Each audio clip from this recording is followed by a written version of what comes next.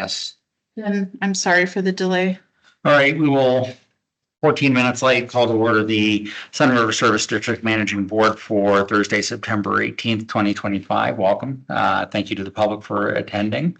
Having called to order, our first item, as always, will be the Pledge of Allegiance. So I'll have you stand and press the flag. I pledge allegiance to the flag of the United States of America and to the republic for which it stands, one nation, under God, indivisible, with liberty and justice for all. All right, next, we will have, after the public allegiance, we will have our two new board members sworn in. So I will have our two board members head over toward the flag.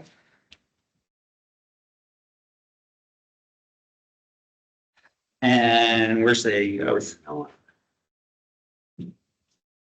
And you're gonna take pictures? I'm gonna take a picture. All right. I think Brittany came and was taking a picture just. There you go. Hold on 1 second. Photo. And go this way, I will read it like well. So you would raise your right hands. And I state your name. Do solemnly swear that I will support the Constitution of the United States and the Constitution of the State of Oregon. Do solemnly swear that I will support the Constitution of the United States, the Constitution of the State of Oregon, The laws thereof and the policies of the Sun River Service District. the laws thereof, and the policies of the Sun River Service District, And that I will faithfully and honorably discharge the duties of Sun River Service District Managing Board Director. and that I will faithfully and honorably discharge the duties of Sun River Service District Managing Board Director, To which I have been appointed. to which I have been appointed. I have read the Code of Ethics for Sun River Service District Managing Board. I have read the Code of Ethics for Sun River Service District Managing Board, And I will adhere to this code to the best of my ability. here to the code to the best of my ability. Congratulations. Thank you. And congratulations.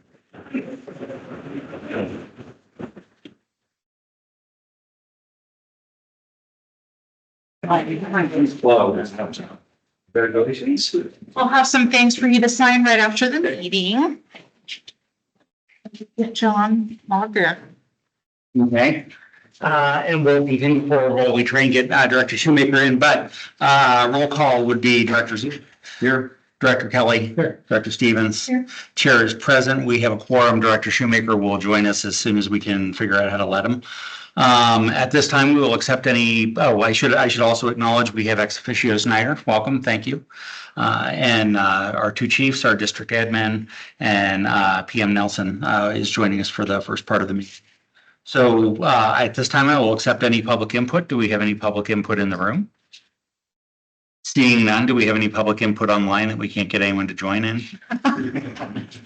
Seeing none, we will move on to the consent agenda. So on the consent agenda, we have a motion to approve two items, the August 21st, 2025 regular board meeting minutes. Those are in your packet as well as present at the table. And the Sun River Owners Association invoice with the amount of $5,397.40. And for the new members, that is the fuel cost that we incur because we use Sun River's fuel. So do I have a motion to approve the consent agenda? I'll move. Second. We have a motion and a second. Is there any discussion? If not, I will call for the vote. Director Zook? Yep. Director Kelly? Yep. Director Stevens? Chair votes yes, motion passes. We are on to item 2, public safety building. I will turn it over to our project manager, Doug Nelson, to take it away. Thanks, Jim. Okay, I'll keep this fairly brief. We've got a couple of actionable items to discuss. One, first and foremost, is we met with the Kirby Nagelhout team last week on the 11th. They have designated a Ryan Gaffke to be finishing up all the work that's yet to be done. Starting next Tuesday, they'll have some electrical trades on site, and the rest we'll dig into as we go forward.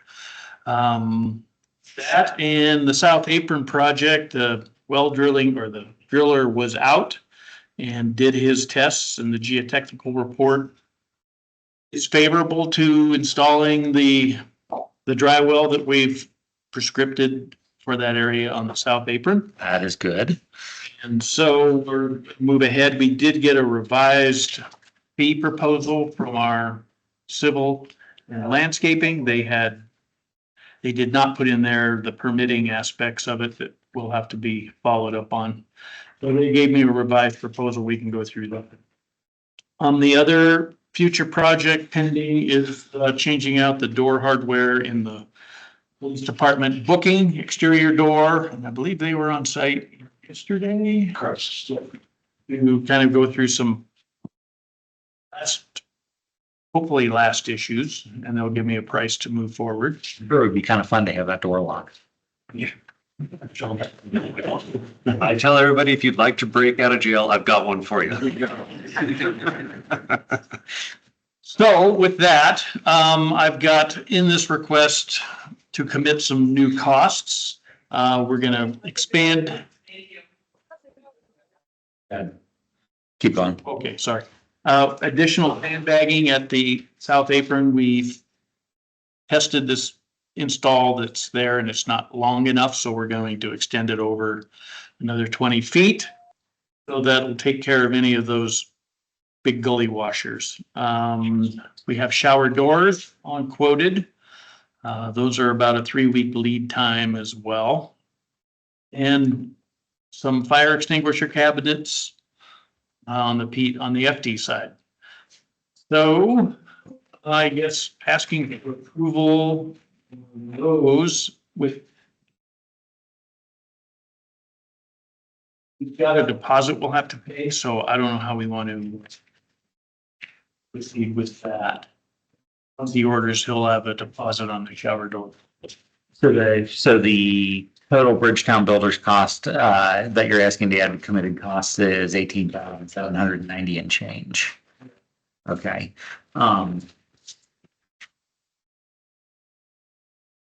We are, well, let's see, probably the simplest thing to do, just to formalize it, would be to do a, motion to approve an additional committed costs of, no more than $19,000, just in case there's a change in the bids. So would be to approve, no more than a $19,000 adder to the committed cost for the project. So I would entertain a motion if somebody would make it. Okay. Do I have a second? Second. We have a motion and a second. Is there any discussion? If not, I will call for the vote. Director Shoemaker, welcome. I'll have you vote. Yes.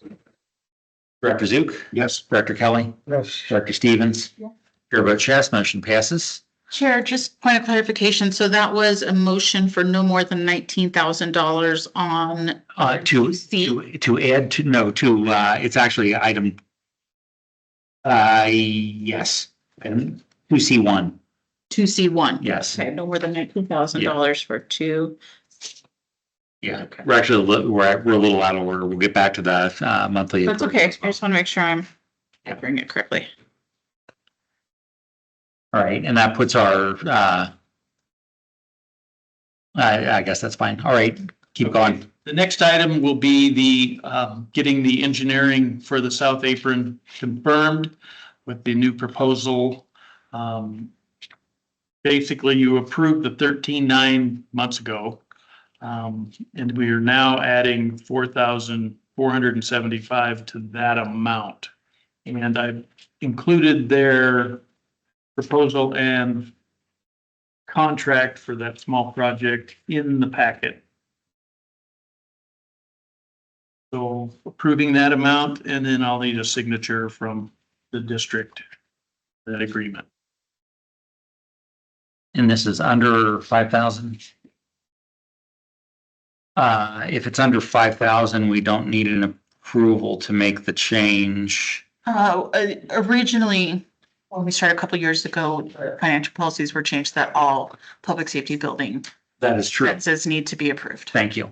So I would entertain a motion to approve no more than 5,000 additional engineering costs for, and who is it? Harper, Hoff, Peterson, Regelis, Inc. HHPR, okay. No more than 5,000? No more than 5,000. Okay. Not to exceed 5,000, yes. So moved. Second. All right, we have a motion and a second. Is there any further discussion? Now that we'll call for the vote. Director Shoemaker? Yes. Yes. Yeah. Director Zook? Yes. Director Kelly? Yes. Director Stevens? Yes. Chair votes yes, motion passes. And then the last item is the funding request number 36 for August, totaling $1,485.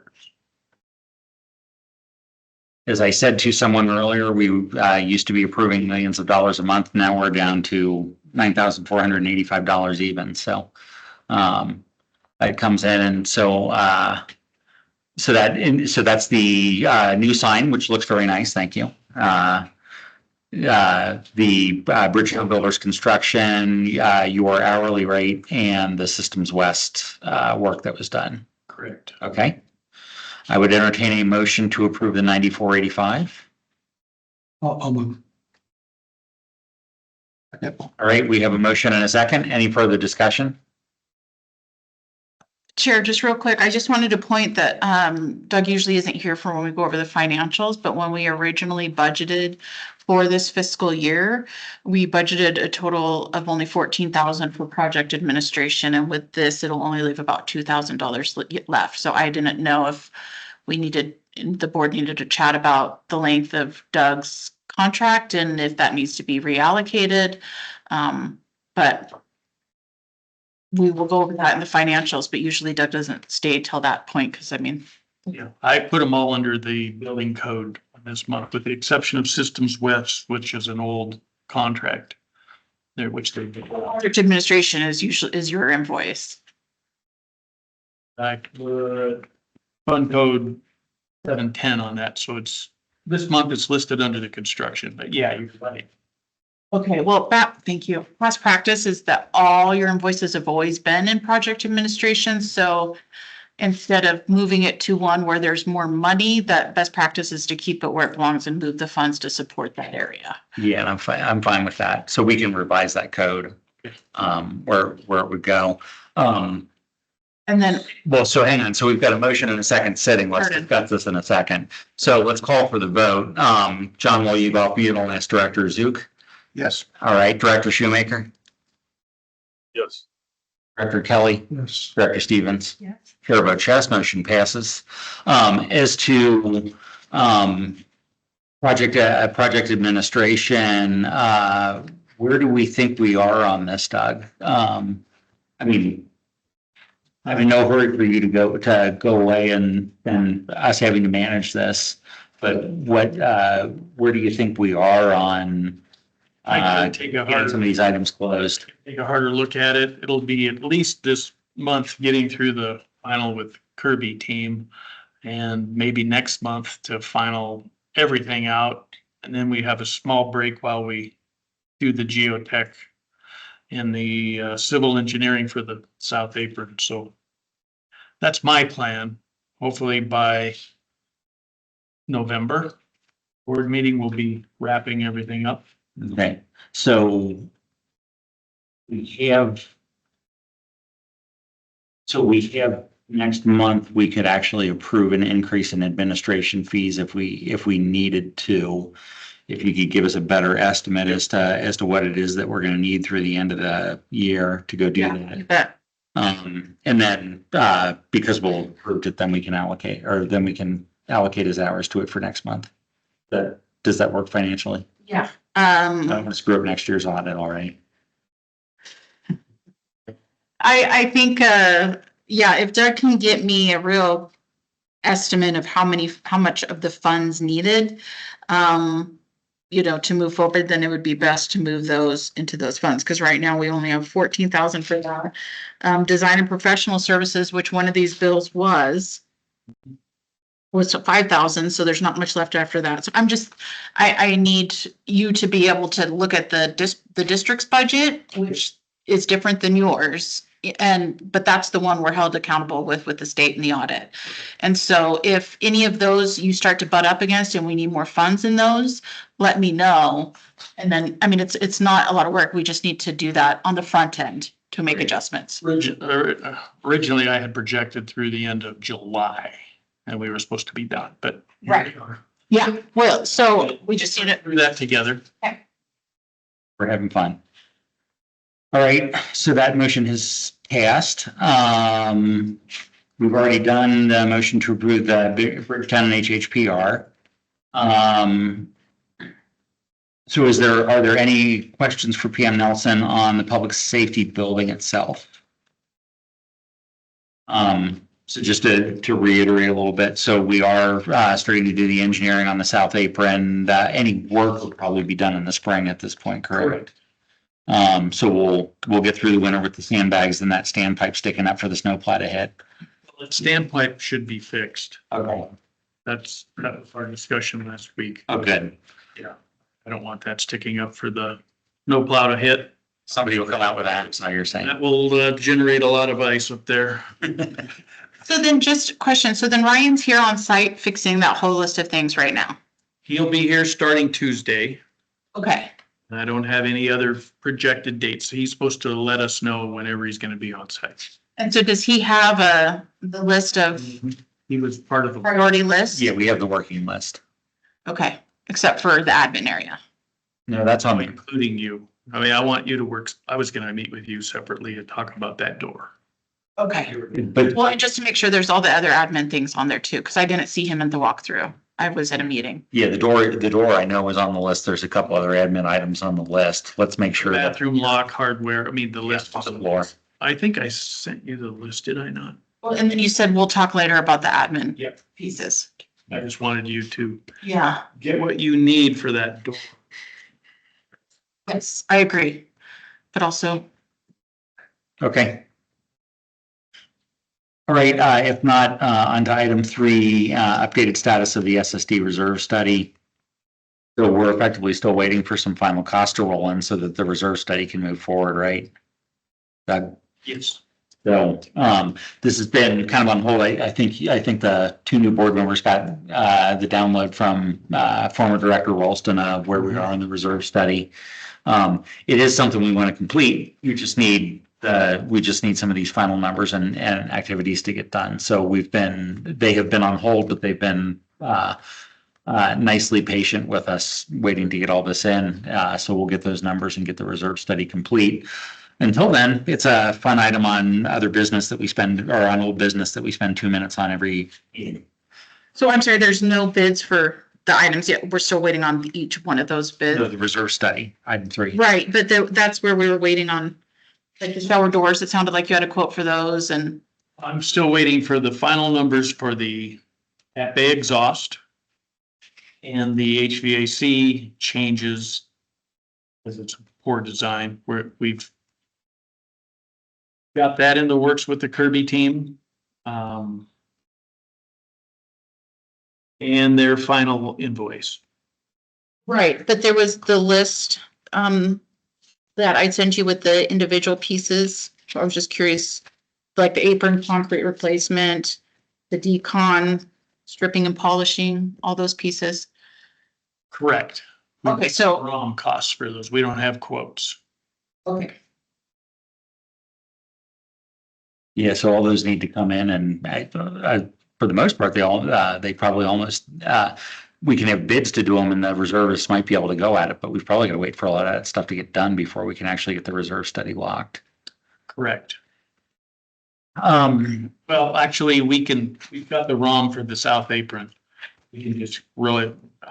We need the reserve study done. yeah, why don't we, there's a small enough amount of stuff done. Why don't we do a generous swag on all the items that are still open and actually get it to the reservists? And even if it's a little high, then we know we're putting in a reserve study that, again, might push us to fund ourselves a little better. Correct. I could update the exposures log Yeah. based on where we are today.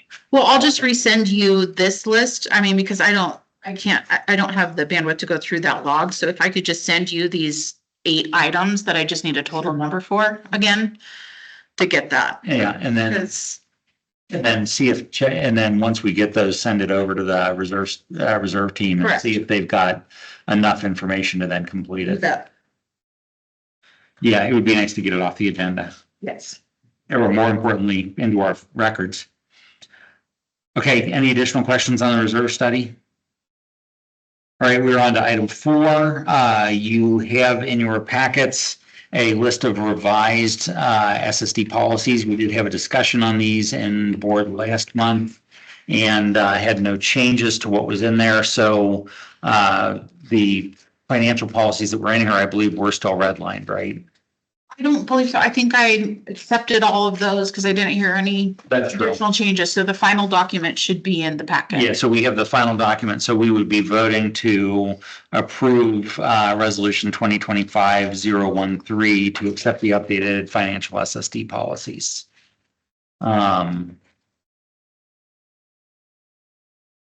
Kent, Jill, I know you're kind of coming into this a little cold. Although, Jill, you were at the meeting and at least you heard it last month. I'm not sure whether you listened. Yeah, I was here, yeah. All right, so you've heard the discussion. So do you have any questions before we would go in to approve the resolution? All right, if not, I would entertain a motion to approve resolution 2025-013. I'll move to approve. All right, we have a motion and a second. Is there any further discussion? I saw Director Shoemaker's off of mute, so I'll go to you first. Yes. Dr. Zook? Yes. Dr. Kelly? Yes. Director Stevens? Chair votes yes, motion passes. We have new financial policies and slightly shorter board agendas as a result. Don't let this power go to your head, chiefs and admin. Good luck fishing and grabbing. Thank you for your time. All right, we are then moving on to new business. What about the Nominating nominating committee? Oh, jeez. Thank you. So item number 5 on old business is the SSD nominating committee update. It just wasn't nothing written in the packet. That's where I missed it. So I will turn it over to Administrator Holiday to give us an update on where we are with the nominating committee. So I submitted a story to Susan, so that'll be in the October scene, seeking members on the nominating committee. Because we're really looking for 1, but 1 to 3 would be ideal. Because right. Some most social media And advertising. there's been some social media. Brittany was great getting all that out on fire and the police, but I have not received any inquiries yet. So if anybody could help get the word out about that, that'd be great. Or if you think somebody that'd be helpful on that committee, that'd be great. So that we can finish replacing Ron Schmid as he moved out of the area. Mhm. And then also working with John Ralston on a kind of a handbook for the nominating committee. So putting everything down that we went through and getting that going. So I'll start working on that soon now that a few other pieces are completing. And I think that's about it. Randy, do you think we have anything else to add? We're kind of in, Yeah, we're kind of in a holding pattern. yeah, Yeah, there's an anybody right now, so we have some months to worry about. right. I created an online application form for nominating committee, so it's right on the SSD website to click to do that if people want to be involved. And, but we're hoping to get that person on board just in case we have the unexpected vacancy that we're ready to jump. So. The nature of that commitment, maybe. Really, what did I put? 25 hours a year maybe for I that? think it's 25. I think. Yeah, so really it's just a matter Not of much of a commitment. It's not. It's really just getting together with the committee when we have a vacancy or know of an upcoming vacancy, helping get the word out to get applications, and they kind of help try to spur up applications for the board. And then once we receive those applications, going through them, deciding who moves on to interviews, do the interviews and selection. So theoretically, it would be every year around springtime. Because we try to get everybody solidified in June, 1st of July at the latest, because then it goes to the county commissioners in July for them to then come to the honest board meeting like you guys did to know what kind of getting into, and then start September 1. So it's a minimal role, but it's nice way to kind of start out maybe being involved with the district too. Great. Any other questions for Administrator Holliday on the nominating committee? Or for ex officio Snyder, who's done a very excellent, good job. Well. And then we can just say when new nominating committee members are ensconced, I will also be included on that as the board representative, since our 2 board representatives skedaddled. Yeah, so it's Jim Pfister, Randy Schneider. Jim's the board liaison, and then John Ralston and Bill Hepburn both stayed on. And I will say that we did submit a story about them to the scene and their work with the district unbeknownst to them. So that'll be a nice little surprise for them. All right, now on to new business. Item number 6 is our monthly reports, and in the round robin, Administrator Holliday takes the lead. Could take it away. Thank you, Chair. So financial, a lot of my time has been working with the auditors to finish up the fiscal year 25 audit. I feel like we've gotten a really good jump on it this year, and we're going fast with it. So that was great. So been working with them. They were on site, I believe, on the 5th, and it went really well. They went through all of our payroll, accounts payable, accounts receivable documents, gathered a lot of data, and I think it's going well. Chair, I think you had a discussion with the head auditor this morning. I did. I had a brief conversation with Kevin Mullisle, and he said that he's optimistic that it will actually be ready for next month. Oh, great. Certainly by November. Yeah. So it's going really well. So that makes me happy. That's my 3rd year going through the audit. So it's nice to feel like I'm on the other side of the bell curve with that learning curve, at least in that area. You're doing a great job, Mindy. You're doing a great job, thanks. And then year-end financials, still working with ADP. So what happened is when we were set up in ADP 3.5 years ago, there was an employer tax that we were set up as the FUTA tax to pay. And so it turns out we don't need to pay that tax. So I am working with ADP, and we are putting in all the proper forms for those payroll taxes to get that money reimbursed. And then now I need to go back and work with SROA, because I don't know how long we've been paying that tax and we don't need to be. And so I just got a notification for 1 year, it was $16,000 we'll be getting back. So it's a good chunk of money. So that's another priority of mine is. You work with Joe Healy on that? I will be. So ADP was able to help us through whatever the time frame that they've been doing our payroll, and anything before that, I need SROA's help to do that. So I haven't reached out to them, Randy, so that'll be news to them if you tell I them. won't say any more. But yeah, so which they're great to work with. We have a great working relationship. So just working on that. And then let's see, meeting with ADP. Brittany, Heather, and I have met with our representative with ADP to see, now that we kind of have our feet under us and we're doing payroll and things, are going easy. What other services do they have that can help with efficiency for the district? I know police is interested in utilizing them for timekeeping, even maybe fire, so we're not having to do hard copy. I mean, just some of these things that, let's try to find an easier way to utilize the services that they have. Then I also did an audit with SAFE, who has our workers' compensation insurance. And so every year I just send to them what our budgeted payroll is for the year, because payroll, part of what they base our workers' comp rates on is payroll as well. And so I just send them how much we budget. And then at the end of the year, I pull a lot of the payroll data and work with one of their auditors to do a full audit of the payroll, so that then we can make sure we're paying workers' compensation on payroll that we actually spent. And so we usually always underspend with payroll. And so that was a credit of a little over $6,000 we'll get back for that. So that went really well. And once again, the process, we're kind of fine tuning that as well. Labor negotiations, onboarding, offboarding, operations, working with the new board members, kind of get them up and running and be a resource if you guys ever have any questions. A lot of professional development last month. I went to an OSHA 2-day training, and my favorite part was that one of the OSHA guys had a mug, and it says, "But did you die?" So anyway, but it was really interesting and the reporting and the documenting. And so I brought back all sorts of info. The chiefs and I are going to meet and we're going to, move forward with some discussions on that. And then just some HR training. That's one area for the new board members in my evaluation. I feel like the financial was the critical piece for me to really get onto right when, these duties came to me. But then now the HR is something I want to explore more and really kind of fine tune those. Nominating committee, we talked about that. For October scene, we sent quite a few things to Susan.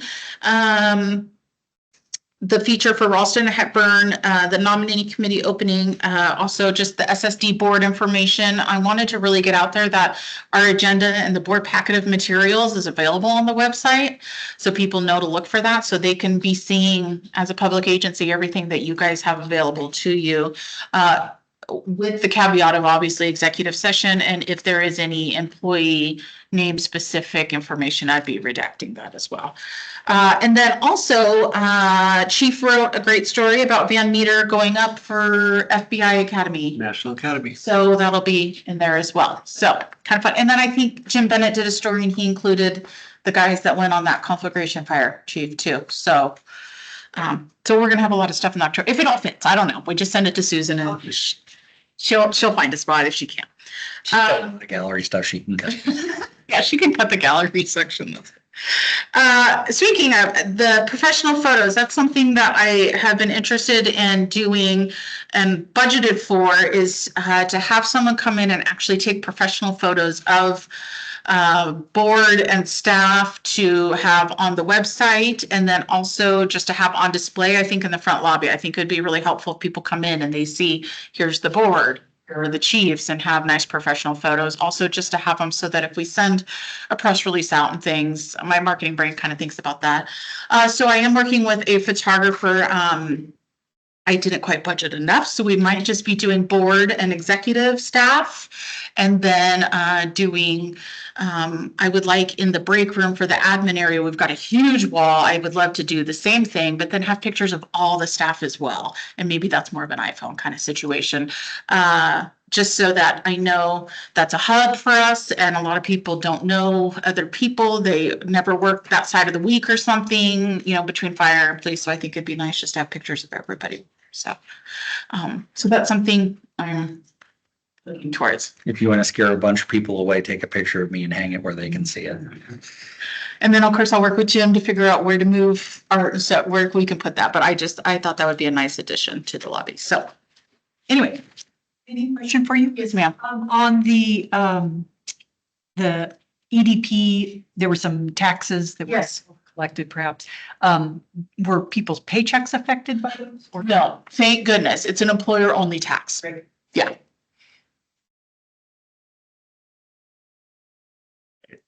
I won't make a joke. Additional questions for Administrator Colletti? All right, if not, Chief Booth, you're next up. Okay, so the colorful dashboard, I'll kind of explain, we haven't done you, but how it's laid out. And it's in the board packet, but so the way it's stated, for Bill and Ken, so at the top, there's total monthly calls. So in August, and we compare to last year. So, last year we ran 55 total calls for the month of August, and this year 78. So we're up quite a bit for this August compared to last year, which is surprising because normally we've been down, but so we did have a spike in calls. And then over here, there's fire responses. So just the types of fires that we go on. So structure fire, wildland fire, open illegal burns are basically people that have the burn stoves or whatever, that's what we get called for because SROA, they can't have open flames. So we'll get calls for that. And then vehicle fires, miscellaneous. And so then total those up. Blue is the 2024 and the orange is the 2025. So a couple more calls.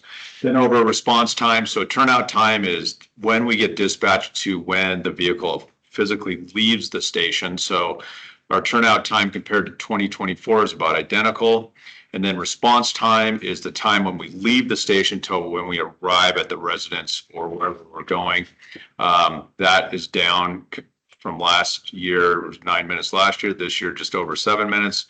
And then seen back to service. So if they take a patient, they go to St. Charles, how long it takes for them to get back and available. So that's how that's set up. Below the fire response is EMS response. So the transports, non-transport. So how many patients we went on, we did not transport. And then we have walk-ins, and walk-ins are not like an EMS response. Somebody walks in, so we're not like responding to their residents. So when we do total EMS calls, we're just talking about the ones that we respond to. Training hours, just comparison from last year to this year. So we're just over training hours from what we did last year. Last year, 123 hours. And this year, 134. Just below that, more vehicle accidents. So about the same that we ran in 2024. 2 last year and then 3 this year in the month. And then public assist calls. So those are like service calls. Going out, somebody has a question, they may smell gas or whatever. So that's a service call. Xbox smoke alarm installations are also included in that. And then hazmat, natural gas leaks, false alarms, and then total public assist calls. So that's just going out and helping folks with various problems they have. And then next to that is mutual aid. So we have mutual aid agreements in the Tri-County area, so Deschutes, Crook, and Jefferson County. So when we go to Lapine, that's a mutual aid given. So if we go to Bend, that's mutual aid given. If we go to a call, somebody comes in here, that's mutual aid received. And so we've had an uptick, or we ran about the same as we did last year, but we are integrating more and more with Lapine. So that's why you're seeing, I mean, they're much more busier than we are. And so that number is even higher given mutual aid versus receiving mutual aid. A lot of the receiving mutual aid has been coming down, and staffing an ambulance here if all of South County should be on a call or on various medical calls. And then the ambulance billing. So August of 2025 or of this month, or August of this year, we billed out just over $61,000 in EMS billing. And then next to that, total calls for the year. So 384 last year and then 393 for this year. So that's kind of how that whole breakdown. So I kind of key on certain things, but if you have any questions, so just trying to explain that. And if you still want explanation, offline, I can go through it with you. And what's our collection rate on ambulance billing usually? What do we have, like 90%? Yeah, I mean, we do, I think it's, yeah, I think usually more conservative, just 80, just if the bad debt billing comes in less, that's great. Yeah, but it really depends also based on, I mean, it's pretty high comparatively because we're all private insurers mostly around here. But it varies. Okay. And then just during my report negotiations, we talked about that in executive session. Just still doing fire defense board duties. So I'm the fire defense board chief for Deschutes County. That means I represent all of the fire agencies when dealing with the state fire marshal's office. It mainly comes down to when we have big fires, so conflagrations, those types of things. I'm the one that's talking with the state resources to come in here and help on the structural side of wildland fires. Okay, Oregon Fire Chiefs Board meeting is pretty quiet right now. Legislative, the Oregon Fire Chiefs is really involved legislatively wise. No legislation session going on right now. There's some things milling around. The state fire marshal's office, the governor has basically shut down any out of state travel, and all the departments, really look at their budgets. Right now, the state's general fund is looking at about $372 million shortfall. And the governor's asked the state fire marshal's office to cut about $430,000 out of their budget. I don't know how much of an impact that'll be because we do get a staffing grant every year. So we don't know if those funds will be available. Like this year, we got $13,000 to upstaff during wildland season. So they give us a grant to be able to upstaff for that. And we spent all those dollars. So really, the State Farm Marshal's office of 372 million, they're only asking for 430, so it's a sliver of what they're going after. Now, obviously, you've seen the paper, the transportation, ODOT and what they're dealing with, so. Central Oregon Fire Chiefs, we had a roundtable meeting this month. That's just the fire chiefs getting together and talking about various things. Attended the Project Wildfire meeting. Defensible space is mainly what Project Wildfire does. We're a Firewise community here in Sun River, so just being part of that and what's happening. We are going to start, now that the board, that you all have put together your strategic plan, we're looking at in October, WHA is going to come in. They're our insurance carrier. They're actually going to walk us through building the strategic plan for the fire department. So they do all the work. And so we'll take the goals of the board and we'll integrate our strategic plan into supporting that. So, and then I talked about for operations, the Oregon State Fire Marshal Up Staffing Grant. We've spent all those dollars at $13,000. So that was good. We've had, the flat fire, which was in Sisters, probably one of those, maybe see 2 to 4 times in your career, a fire that magnitude. 850 structures that were threatened and they only lost 5, which was really good. Bodes well for defensible space and those types of things and having resources available. I know the community of Sisters and Cloverdale were very thrilled with what happened there. Rod's been out at the Marks Creek fire, which was outside of Prineville, and then he was up at the Black Rock fire, which was outside of Shannaco, on those 2 fires.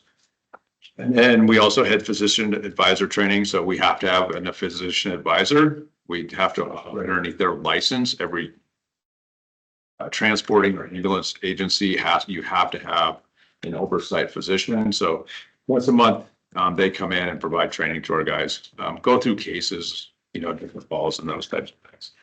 And then Chief and I, not really a community event, but Sun River Resort had their annual barbecue that we attended, kind of their end of year for all their staff. So it's fun, be able to attend that. So got a free burger out of the deal. Hey, good burger. Yeah.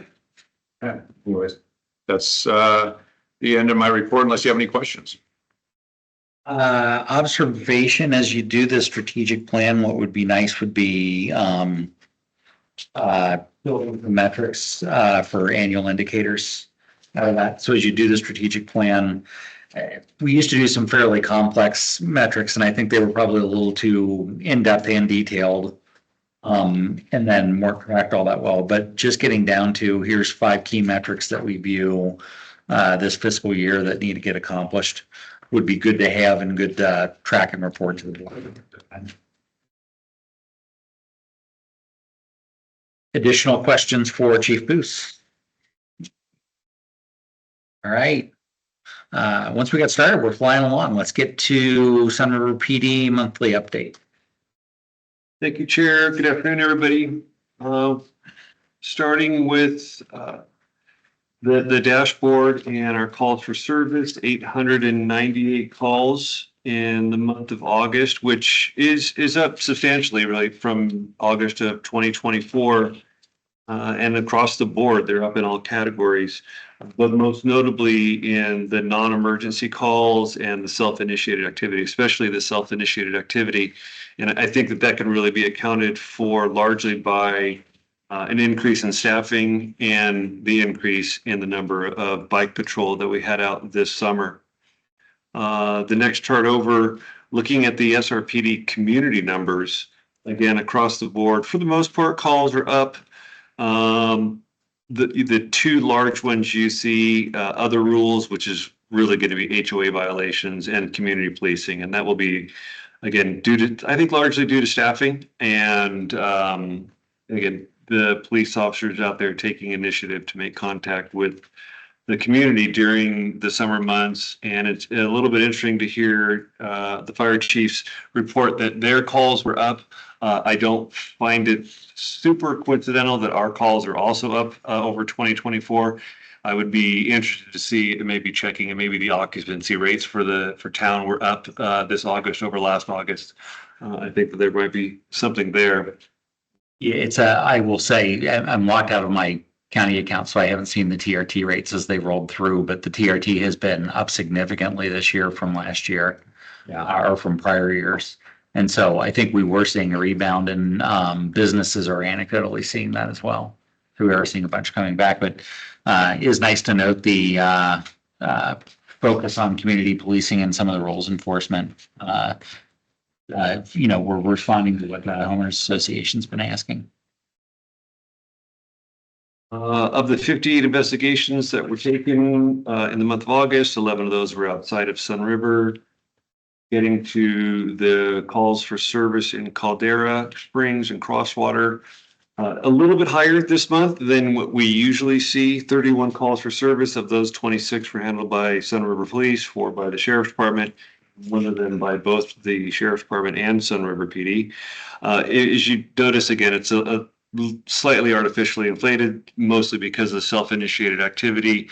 I've got some officers who are out there doing the community patrols and traffic stops in that area, which I'm sure the community appreciates. Yeah, let's see if that changes based on anything happening this next month. Yeah, Chief, one Definitely question. possible. That 26 includes calls for service? The 26, again, includes all, including self-initiated activity. Okay. The bike patrol continues. I think that the 6 of them this year really set a high watermark, a high standard for what we should hope to get every year out of our bike patrol. We had the 6 of them this year. I think they did a fantastic job. In the month of August, over 2,000 community contacts, which I think bodes really, really well for not just the district and the police department, but really as the community as a whole. And a place to visit. Citizen Patrol, we all know how very, very valuable they are to both the fire department and the police department and the community. 229 public assist contacts with 166 community service hours. And I'll get into this a little bit more when we get down to the National Night Out, but without their involvement and their participation, it would be nearly impossible to do some of the things or many of the things that we do. Moving on to the administrative update, Officer Piontek has completed his field training program. He's now a very productive member on Sergeant Beck's team, and we're lucky to have him. And this is kind of an ongoing theme, the command level meetings on systems, processes, and procedures. And really what I'm doing is I'm sitting down with my sergeants and evaluating a lot of our standard operating procedures and our resources. We're trying to streamline some of the processes and make sure that we're maximizing where our money's going, how our money's being used. Sergeant Davis completed a really lengthy rewrite of our field training evaluation program manual. And the FTEP manual is really, it's a step-by-step guide on everything we do with new employees, from onboarding them, walking them in the door, all the way through their field training until they are a fully functioning officer who is able to go out there and patrol on their own. So a complete rewrite of that and update of that is a big step for the police department, and Sergeant Davis should be, he was thanked for that. It was a great job. Again, with board members Shoemaker and Pfister, I was able to participate in some of the discussions regarding the service district expansion. And lastly, there's a couple of things on here that I didn't include on my list, but I would like to just inform the board that in the very near future, I will initiate some discussions with Administrator Holliday on the advertising and application of the vacant captain's position. That is due to be filled or can be filled as soon as January 1st. I anticipate that process taking several months. So again, I would like to initiate some of that discussion. And then lastly, as far as operations go, we had all of our bike patrol, or the majority of our bike patrol, on through the month of August, as you can see in their statistics. But around the half, I think we lost our first one who went off to college around the middle of August. We still have 3 of them on that are here just through the weekends to make sure that all of our needs are being met out there on the bike paths. But 2, they are also helping out with some of the errands that need to be taken care of around the department. As we're still kind of getting used to being in a new building. The community event, National Night Out, was an enormous success. I think we had probably 250, maybe 300 people there.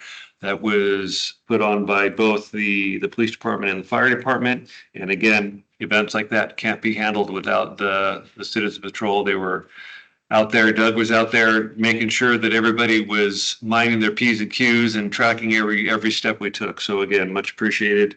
As Chief Booth mentioned, we have the employee appreciation lunch. We continue with the station tours. A couple other things I have mentioned in the past, we still continue to try to increase our presence on social media. And then lastly, again, Chief Booth and I have met a couple times with the Police and Fire Foundation. And the police department will be hosting in October, I believe October 18th, some community training on internet scams and fraud preparedness and awareness, I should say, prevention. I think that our community is affected, has been affected, and I think that's going to be very, very valuable training that everybody will appreciate. And unless there are questions for me, that's going to wrap it up. Any questions for Chief Rassick? Notice we couldn't escape summer without one more left behind firearm. It's going to happen every year. Is that a policeman? Yeah, that information I don't have. I did want to add, Chief Rassick talking about Citizens Patrol.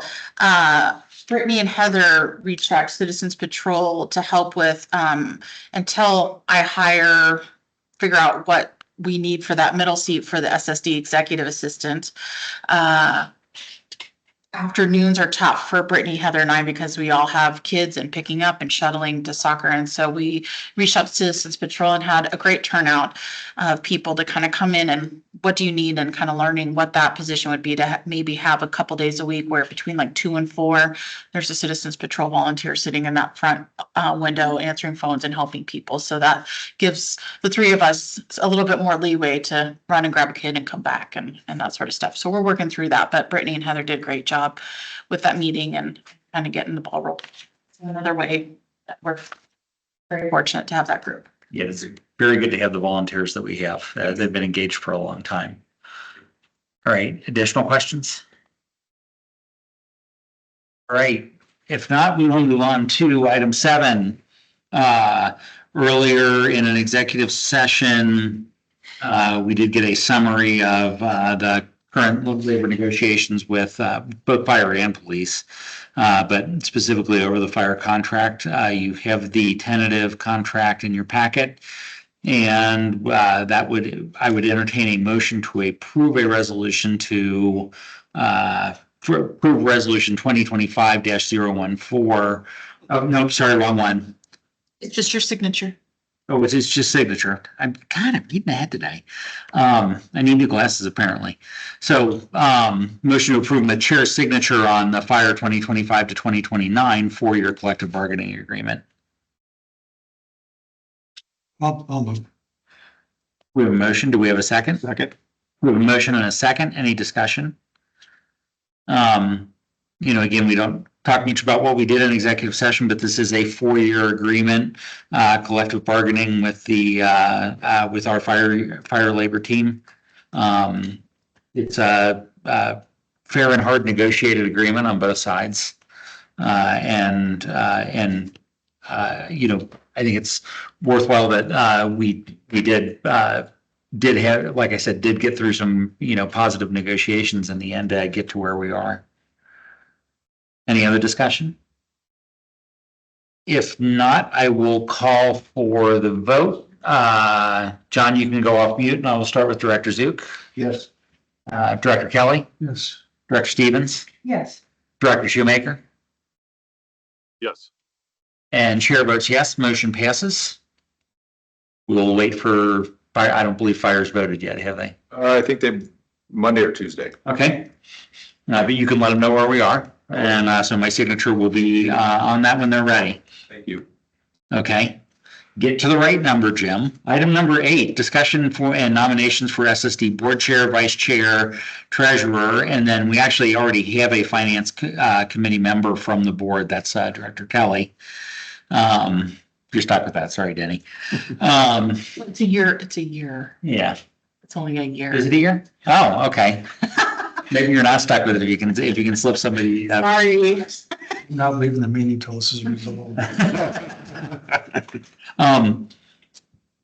So the way that this goes, again, for the new board members, and we've discussed changing it back, but I think it's worthwhile. We generally have a discussion on what is it that we want to do, like with the finance policy. We make our motions based on that, and then in the next month, or over that month, we can get any public input or association input or whatever that we could deliberate on, and then that next month that we would vote. So right now, we're just entertaining nominations for the 4 positions. Let's start at the top. Are there any nominations for board chair? I nominate you. And I still continually wonder what I ever did to you. Are there any other nominations for board chair? That's what I thought. Do you accept the nomination? I would accept the nomination this year. I'll accept the nomination this year. Let's just go with that. All right. Are there any nominations for vice chair? You can throw his name up. You know, I'll nominate John. Yeah. John, I think, are there any other nominations for vice chair? If there are none, John, are you interested in continuing on that chaotic direction? I'll just give you the short answer. Okay. That took him a long time. Yeah, we'll just claim it was him taking time off of mute rather than trying to find a bitch you could drive into. On treasurer, Danny, you're on a roll. Is there anybody you'd like to nominate for treasurer? Anybody else? Ken, I know we've talked about it a little bit. Yeah, we've had a discussion about it. Yeah, Something you want to do? I'll do it. Okay, nominate him. all right. I think that was a nomination and okay, I'll accept it. And then on finance committee, I think you've actually been doing a pretty good job on the finance committee if you'd be willing to stay on that. Okay. Right now it's you and Dennis. We are looking for an additional member for the finance committee. Don't choke, Bill. Rod's out of the room. We don't have any other EMTs. You still started on EMT? Or were you ever? Okay, I was back when I was yeah, in high school. okay. My parents had an ambulance company, but the military didn't do an EMT necessarily. Yeah, they just basically said kick them until they move. Okay. All right, so we have our nominees for chair, vice chair, treasurer, and finance committee member. Any public or employee is more than welcome to provide any input over the next month. And in the next board meeting, we will vote to authorize those. All right, moving forward. Now we are on to resolution 2025-014, establishing signature authority. So why don't you give us an explanation of what that is, Mandy? Yeah, so this is just a resolution for the board, for each board member to sign and myself to authorize our signature authority for the First Interstate Bank accounts. So we have 2 accounts with First Interstate Bank. One is our operating account, which is the main account, and that's where when we, you sign checks and things, that money comes out of. And then we have a payroll account, but that account is, it just is an automatic feed from operating. So once, we pay off payroll, it just goes like this. But this is, and I've got 2 forms for Directors Zook and Stevens to sign afterwards as well, but this is just the resolution saying everybody agrees to these people having signature authority with our finances. So we only need the 2 new signatures? Nope, everybody signs. Okay, that's what I thought. So yeah, so everybody signs and this does not become, This doesn't update the signature authority until everybody signs. So John, when you get back from the road trip, make sure you come in and get everything signed so we can get that updated to First Interstate Bank. Correct. And the resolution says that it supersedes the previous one that was adopted. So anybody that previously has had authority and they don't anymore, that's not on this list. I'm just aware of it because we had one a couple of years ago where one of the board members took a while to sign and that actually confused everything for a while. So anything you were going to say, John? I saw you come off. Yeah, so I'll be happy to come in when we have electronic signing authority. But then I'm not going to see you all the time, John. All right, so I would entertain a motion to approve resolution 2025-014. So moved. Second. All right, we have a motion and a second. Any discussion? If not, I'll call for the vote. John, you're off mute. Yes. Director Zook? Yes. Director Kelly? Yes. Director Stevens? Chair votes yes, motion passes. So then we are on to item 10, which is the Sun River Service District Police Expansion. So this is not as exciting as it sounds. I just want to make that clear as a first opening. We have received, and you have in your packets, a letter from the Caldera and Crosswater Association, signed by their respective board presidents. This was actually written to the governing board, and it is a request for the district to entertain an expansion on the police side to include the Caldera and Crosswater properties. This letter went to the commissioners. My understanding is that the commissioners have not directly responded to it at this point. Since that territory is currently within the sheriff's office purview, I know that Sheriff Rupert has had discussions with Caldera and Crosswater, although I am not privy to what the discussion was or any resolutions that came out of it. So the feeling was, in the interests of district transparency, we want to acknowledge that we have seen the letter, that there has been some activity, but that there's no current actions being passed to the managing board on any action that's going on.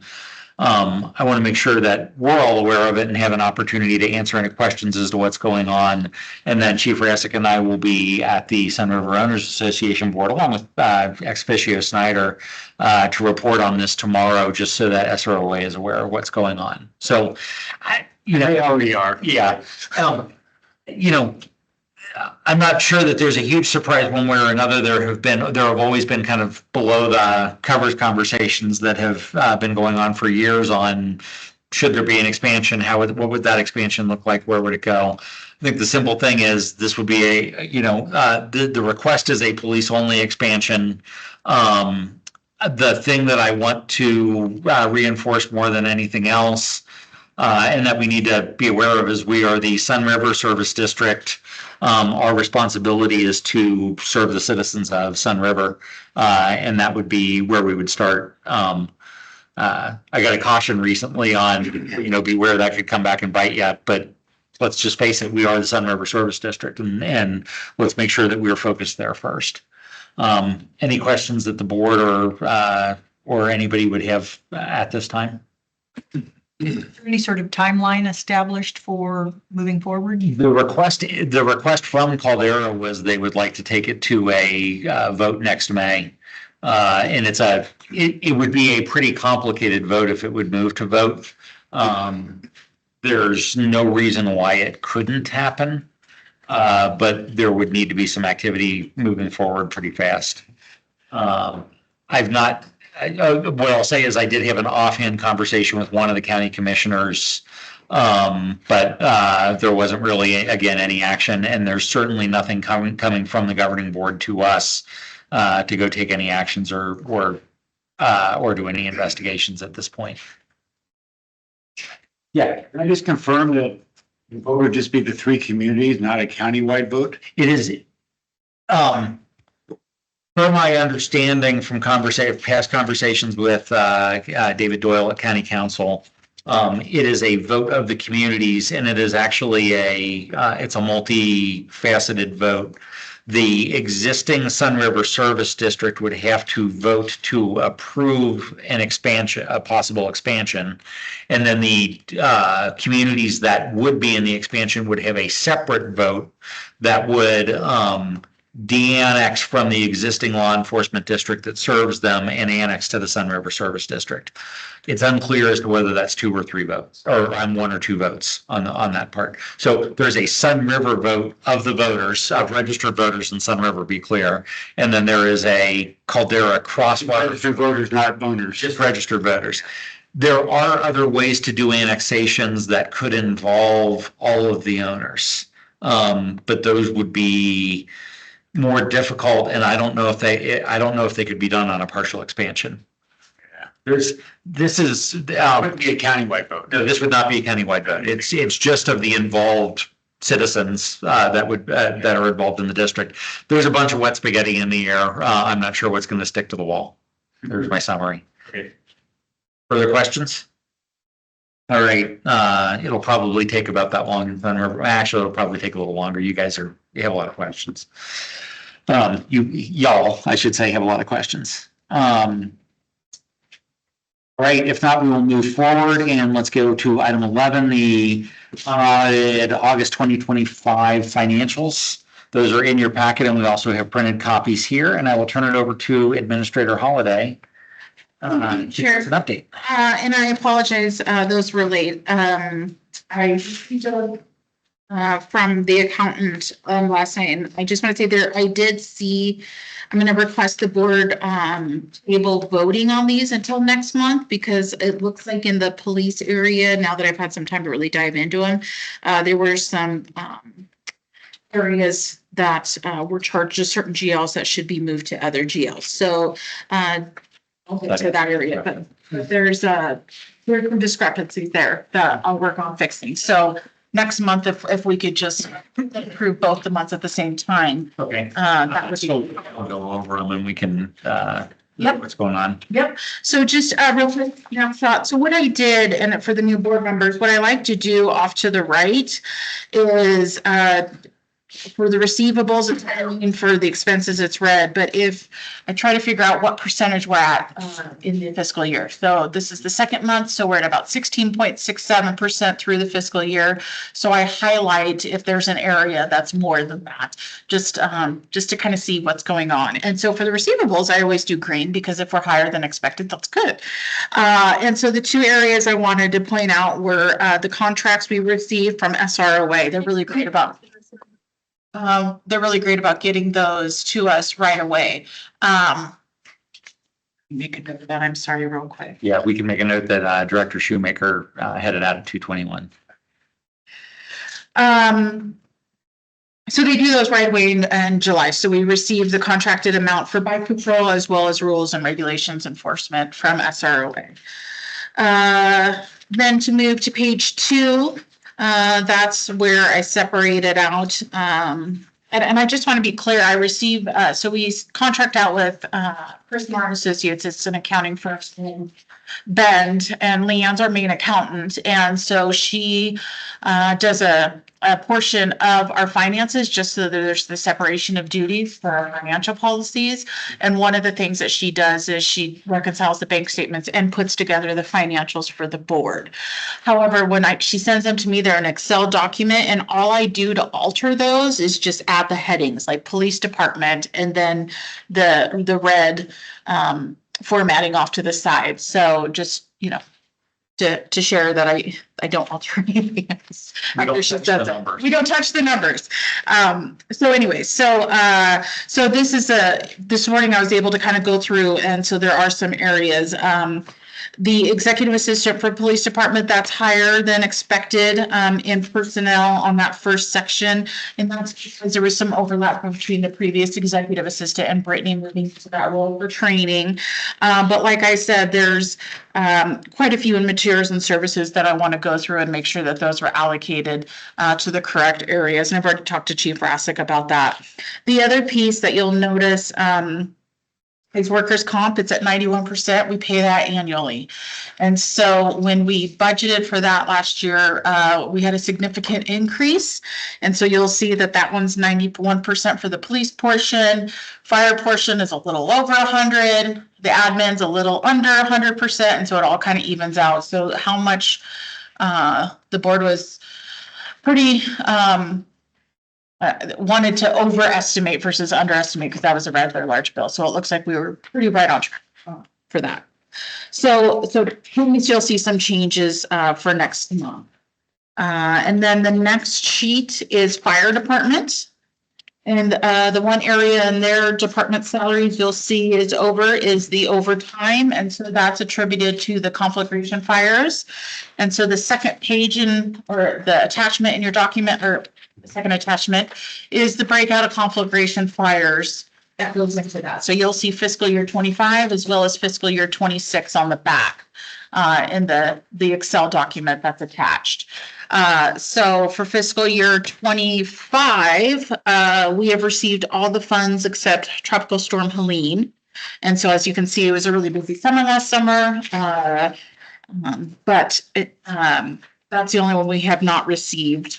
But for fiscal year 26, we've already received a couple of those. And then there's a couple more that we just probably recently billed out, or that flat fire will be billing out as soon as, the CBA was just approved. So that's going to change what we bill out because it's the first time we've had a fire with staff attending and not Chief Bjorvik or Chief Booth. So based on what the CBA said, now we'll be able to bill out because we'll know what those final wages are for that. So that's why you'll see in the financials that overtime is over. And once we have those final numbers next month, I'll be able to break out and show you, okay, how much of that overtime is from conflagration and how much of it is just for staff. Because that's a great document to have for that. It's a big line item. But the revenue from that is over in the revenue side. So the first page of that document, there's a GL, that's conflagration reimbursement from the state. And you'll see we've already received, looks like $18,000. So moving down with fire, once again, you'll see the workers' comp 103%. So theirs was just a skosh over, but it all kind of evened out. Then you'll also see vehicle R&M is at about 24.77%. And that's because that had Rod's truck, that fix that we had to do that. Yep, the emergency vote, and that happened to be done in early July. So now it's on this fiscal year. So that's why that one's a little bit more. But then there's just, a few more that are over, but I'm sure Chief is tracking that, and it's, very minimal amounts. To keep going then, for the next section is bike patrol. And like we've talked about, that splits 2 fiscal years. So we have July and August here. This will go up a little bit more with September, but then that is on pause till usually towards the next end of next May. And so that end of the budget is a lot shorter because it's usually the end of May and then only June. So for it to be at about 66%, it's a little more than average just because you have more staff, but there's going to be plenty of funds there for the following year. Jenny was asking if that first GL code was the correct one. Pathway Ranger, yes. That is long since SROA created that. So that must have been the name of the name of those bike patrol. Or Yeah. Yeah. So there we go. I'll see if I can't change that. And then administration. I'd sign up for Pathway. know, it sounds cooler. The one that's a little over is FICA and Medicare, and I was kind of looking into that, and it's a really small budgeted item. And that's because when Brittany was in my role, the first 6 months that they are a new employee through the state PERS program, you pay Social Security, because the district, I don't know if the new board members know, the district doesn't participate in Social Security. And so, but while they are on probation, so to speak, for PERS, the first 6 months, they pay into Social Security. And then 20 some years ago, the board voted to opt into a like program, which is PERS. And so then once they're able to be in PERS, they're not able to be in Social Security. So we take them off Social Security. So so that's why you see an increase in that. So once she meets that, that'll go down as well. The other one that looks to be a little high is legal at 120%, because when we're doing budgeting, I just budgeted the same as last year. They came in and asked to be at, what was it, 24,000 for the year, and we negotiated it down to 18, and it'll probably be 24 next year, which is a steal from unlimited, basically legal counsel. You might have to talk For the year. about 24 for next year, but let's say stick with it. We'll try. I negotiated that, so that's been a great cost savings for the district. And there's a couple more that are red, but they're just a smidge above the 16.67%. Then if you go to the last page, that's where the different funds are broken down. So we have the 715 operating fund, and now we have the 716 capital fund. There's not been a lot of movement in that. Actually, no movement in that last month. So the only expenses so far as fire has purchased some of their equipment that was approved. There's been no change though. Last month they did that in July. And then if we go to the 717 fund, this is where I was bringing that up with Doug. So you'll see off to the very right, the budget. So you have only 5,000 in design and professional services. You know, there's only a little over 7,000 left in project administration, and his bill was just approved at like 5,000. So that's why that 49% I wanted to discuss with the board, kind of, okay, how much longer is he on? Is that going to be enough money? You know, what are we doing with that? So that's where we might need to be moving around some funds. And then as you can see, everything else is in construction. There's 140,000, it looks like about 118,000 left. So most everything's being put in there respectively. So to some degree, we've already acknowledged that we're going to have to do a budget adjustment. Are you asking us to approve the budget adjustment to take the county, or are you notifying us that we're going to have to do a budget adjustment and we're going to have to make sure the numbers are right? I'm just letting you know that expense line is going over more than anticipated, and so I want to get some numbers from Doug. I need numbers, and so I want to know if we need to move money around and do a budget adjustment to present to you guys based on his numbers to finish the project. Which is fair. I'm rephrasing it slightly just because we know that there's a budget adjustment that will be coming in, because in last year we had budgeted Herbie payment. We know that that's coming in. So there will be a budget adjustment at some point we're taking to the county. So I think what we're really looking to do is make sure that we've got all the numbers in one place so that we're not tweaking the budget 2 or 3 times like we were doing last year, which is fine. Yeah. Let's just make sure that we're being intentional. Yeah. So, and I think there's a whole bunch of budget stuff that typically rolls in December. So that's probably the target that we want to have to try and resolve everything. correct. That's usually when they like to have their last adjustment. Well, the mid-year adjustment. Yeah, the mid-year adjustments. And then in that fund, I mean, once again, we'll be doing the payment for the loan and all that's calculated. So anyway, so at a snapshot, if you look at the bottom, then Leanne captures each fund and kind of a percentage where we're at. So 16.67 in the year, 715 is at overall 15.57. So we're right on track. And that's what the auditors look at and the state looks at as far as budget law. And then 716, it's hard to take that because you approve the payments and we just make sure the big costs come in on target. And then 717, we need to get some final numbers and rearrange things a little bit. Mm-hmm. So I apologize about those errors, but I'll have a more finalized document for next month. All right, so we are not going to motion to approve the unaudited financials. We will do that for next month. But are there any questions for Administrator Holiday on the financials as they stand? Jill, you'd had a comment before on trying to talk about timing. Do you want to bring that up? I think that's been addressed already. Okay. Cool. All right, if there are no questions, we get to the coolest part of the agenda, which is obviously, Randy's Day in the Sun to talk about the SROA board meeting. The annual meeting was kind of fun last month. Right, well, remember, the 1st of August was a Friday. Yeah, I actually briefed you on this at the last that is true. SSD meeting. So my pet peeve, I wish your guys' meeting instead of being the third Thursday would be the Thursday before the third Friday. See, it used to be in that, and that just confused the snot out of the public. So, Yeah, I know it would. yeah. But for my position, and I get them all over like this week in 1 week instead of having to come back. So, but the good news is I do have a report because we had a special board meeting yesterday on capital projects and a work plan. Some of the stuff that'll be of interest to you guys.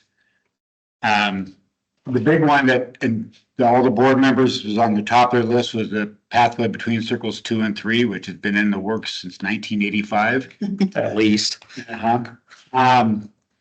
So we're going to try to, finding money is always a problem, but we're trying to do the preliminary engineering design with 40 grand this year, hopefully. But the plan is to have it completed in 27, probably about 2 mil to do it.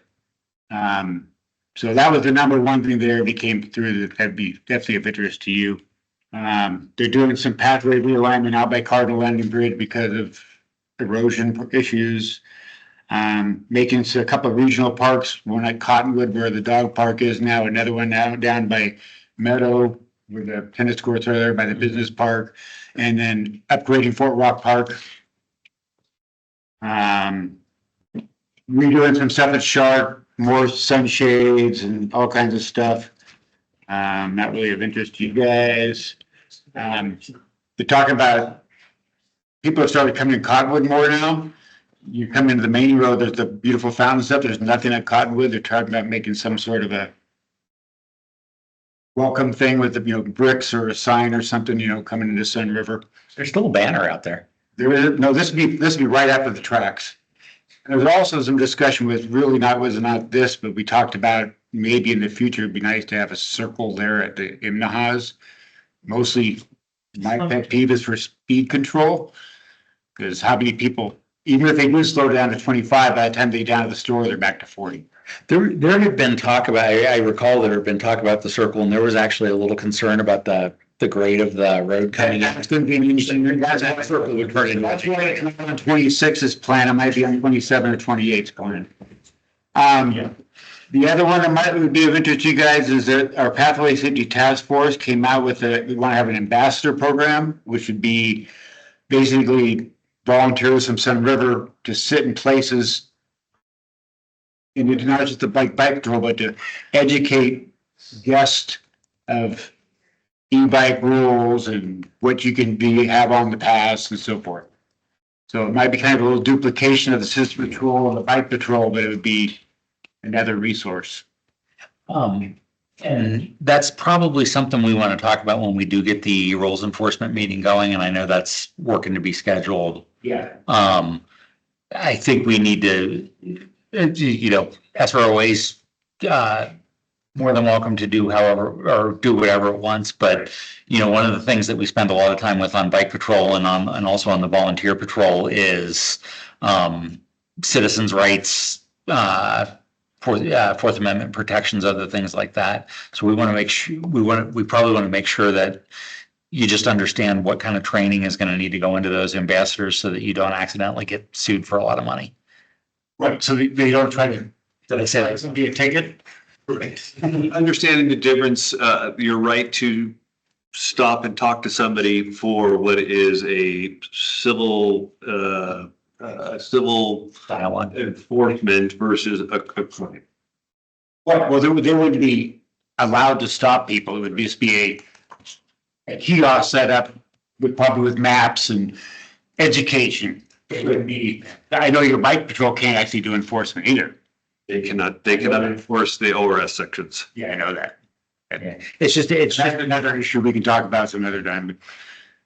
let's just say, because I know there's been some feedback already that's gone both to the SSD and to the SROA from some Sun River citizens on, how that ambassador program should take shape.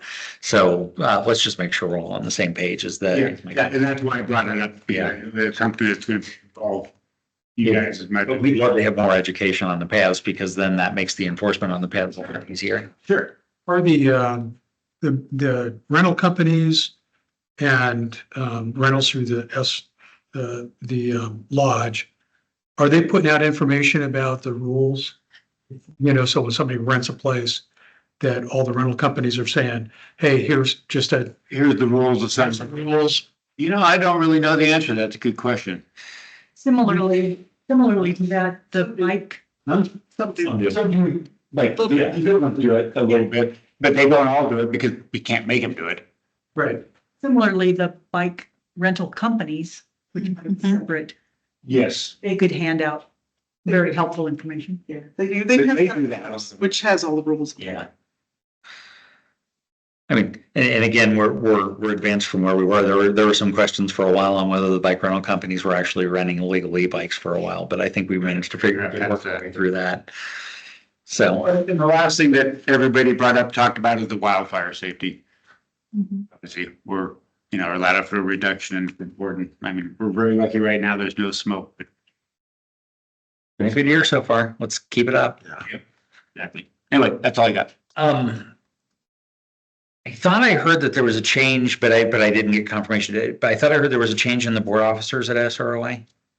Oh, yeah, It'll be approved tomorrow. but it hasn't happened yet. We approved bar, okay. You'll hear about that next month. There we go. All right. I'll wait till you get to item 13 or 12 or 13 next month. Yeah, okay. Any additional questions for Randy? Thank you, thorough as always. Is there any other business to come in front of the board for the good of the order? If not, I would entertain a motion to adjourn. I'll move. All right, we have a motion and a second. If there are no further questions, I will call for the vote. Director Duke? Yes. Director Kelly? Yes. Director Stevens? Yes. Chair votes yes, motion passes. We are adjourned. And if you subtract 14 minutes, it would have been Come on. Come on. 26. We have a